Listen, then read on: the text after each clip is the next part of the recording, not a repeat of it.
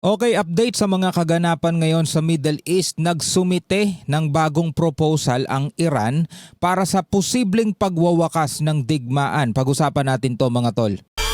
I'm just a young nigga chillin' on it. First time I seen ice was a Okay, bagong balita pa lamang ito mga kapatid mula rito sa UNTV News. Sabing ganito, magpupulong daw ngayong araw ang mga opisyal ng Estados Unidos sa pangunguna ni US President Donald Trump upang talakayin ang mga bagong proposal ng Iran. So ang Iran may mga bagong proposal para sa pagwawakas ng digmaan sa gitnang silangan. So yan yung pag-uusapan ngayon nila Trump sa gagawin nilang pagpupulong ngayon. Para mas malaman natin ng buong detalye, panoorin natin itong balita. Again mga kapatid, magbibigay lang po tayo ng reaction and komento. Kayo rin pwede kayo magbigay ng comment sa comment section sa ibaba para masabi ninyo kung ano ang inyong masasabi sa mga laman ng balita ngayon na ating pag-uusapan.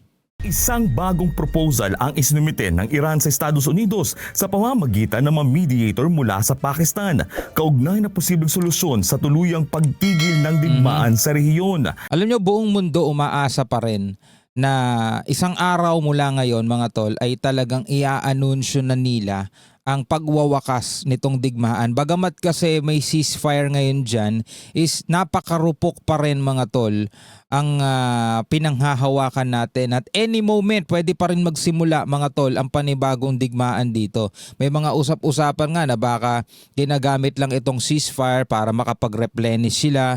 Ginagamit lang yung ceasefire para makapagpalakas ulit dahil syempre nitong nakaraang isang buwan, napaka ano rin yan mga tol. Napaka-hirap din at napakalaking halaga ang nagastos. No, dito naman sa Iran is talagang nagulpi sila sa pamamagitan ng mga bombang ibinagsak ng Amerika at Israel sa kanila mga tol. Bagamat nakakaganti sila, 'di ba? Pero ang pinagkaiba kasi, ang Israel meron silang Iron Dome, kahit papaano nasasalag nila. Etong Iran wala talaga eh. Talagang pag pinunteriya sila, tatamaan talaga sila eh. Pero kahit ganon, nakita natin na talagang pumapalag sila mga tol. No? So nagkaroon ng ceasefire. Yan ay magandang pasimula. Pero ngayon, medyo marupok pa rin. Kaya etong mga ganitong proposal, napaka-importante pa rin yan. Ayon sa mga ulat, nais ng Iran na unahin munang pag-usapan ang pagbubukas ng Strait of Hormuz at pagkatapos ng digmaan bago talakayin ang iba pang sensitibong issue tulad ng nuclear program nito. So gustong-gusto na rin ng Iran na buksan itong Strait of Hormuz. Well, kung ako tatanungin, talagang kailangan ng buong mundo yan. No, limitado pa rin mga tol ang nakakadaan dito sa Strait of Hormuz eh. Kaya naapektuhan pa rin ang presyo ng pandaigdigang petrolyo, pandaigdigang langis, no? Yung presyo sa pandaigdigang merkado, apektado pa rin. Sa ilalim ng bagong panukala, hinihiling ng Tehran na unahing itigil ng Washington ang labanan at magbigay ng garantiya na hindi na ito muling magpapatuloy bago tumungo sa mas malalim na negosasyon. Kung maisa sa katuparan ang unang bahagi ng kasunduan, susundan ito ng ikalawang yugto kung saan tatalakayin ang pamamahala at malayang paglalayag sa Strait of Hormuz na mahalagang daluyan ng langis at gas sa pandaigdigang merkado. Sa kasalukuyan, nananatiling sentro ng sigalot ang nasabing ruta matapos magpatupad ng blockade ang Iran, na sinagot naman ng United States ng kaparehong hakbang sa mga daungan ng Iran. Dahil dito, lumobo ang presyo ng langis at iba pang produkto sa buong mundo na nagdudulot ng pangamba sa mga ekonomiya ng iba't ibang bansa. Kabilang na tayo dun. Inaasahang pag-uusapan ng administrasyon ni US President Donald Trump ang nasabing panukala sa isang pulong kasama ang kanyang national security at foreign policy team. Ngayon, gusto na rin ng Iran na buksan itong Strait of Hormuz. Sabi nga ganun ni Trump. Ito, galing mismo kay Trump to. Gustong-gusto na daw buksan ng Iran itong Strait of Hormuz. Diba? Kasi nga, mga tol, kikita sila dyan eh. Diba? Nakakapaningil sila at malaki ang kinikita ng Iran. Sabing ganun ni Trump, kung bubuksan ng Strait of Hormuz, di kikita sila. Kaya ginawa ng Amerika is nag-blockade sila, mga tol, para i-pressure ang Iran. Kumbaga, hindi man nangyayari ang bakbakan o gera ngayon, pero ang ginigera sila ng Amerika sa pamamagitan, mga tol, ng pagpunterya sa kanilang ekonomiya. Kasi hanggat andyan dyan yung US blockade, hindi kikita ang Iran. Kumikita kasi ang Iran ng sabi ni Trump na $500 million a day. Yun yung pinigil ng US blockade. Kaya dyan ngayon tinatamaan ng Iran. Hindi ng literal na bomba. Pero parang gera pa rin ang nangyayari ngayon dahil nga dyan sa blockade ng Amerika.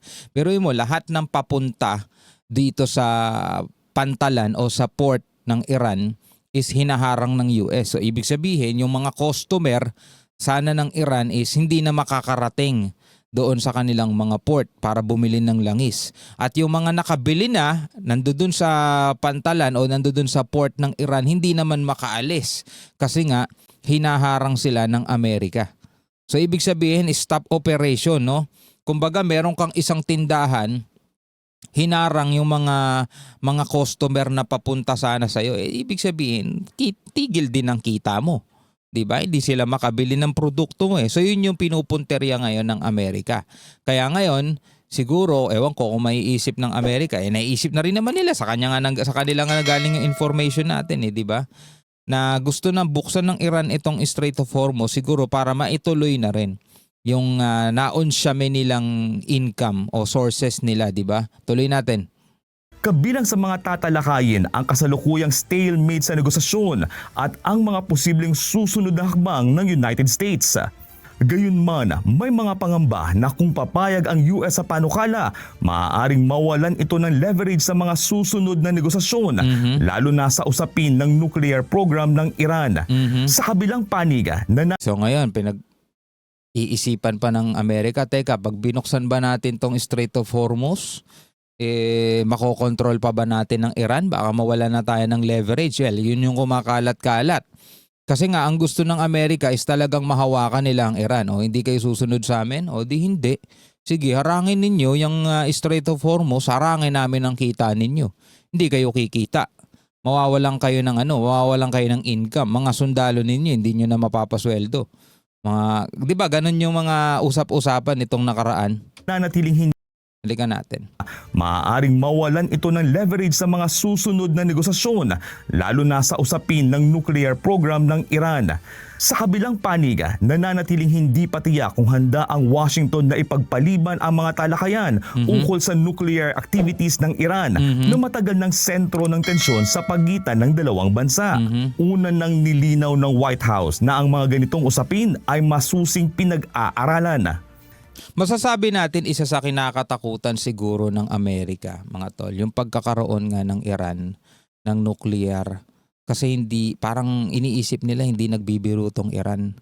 Kapag meron sila niyan, anytime pwede nilang gamitin yan. Sabi nga ganun sa isang post ni Trump, mga tol. Ewan ko kung nakita nyo na yung post na yun. Saglit lang daw, wasak talaga Israel kung merong nuclear weapon ng Iran.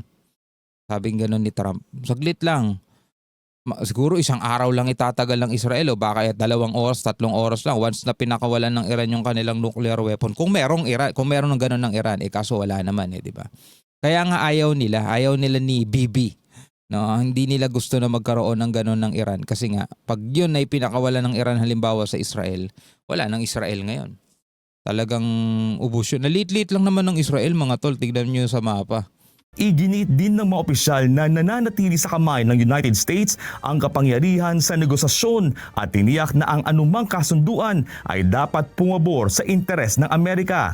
Sa kabila ng mga diplomatikong Yun hakbang, nananatiling malabo kung magiging matagumpay ang panukala ng Iran o kung muling mauudlot ang mga negosasyon sa pagitan ng dalawang bansa.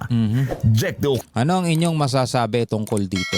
So ngayon, ang bagong proposal ng Iran is unahin daw muna dapat buksan itong Strait of Hormuz. No, so pinag-aaralan ngayon ng Amerika yan at ngayong araw na daw na ito ay magpupulong sila US President Donald Trump at yung iba pang mga opisyal. Kung papayag sila doon sa proposal ng Iran na unahin munang buksan itong Strait of Hormuz. Siguro alamin natin sa susunod na mga balita, mga kapatid, kung ano ang mangyayari. No? Sa ngayon, ano ang inyong masasabi tungkol dito? Comment kayo sa ibaba.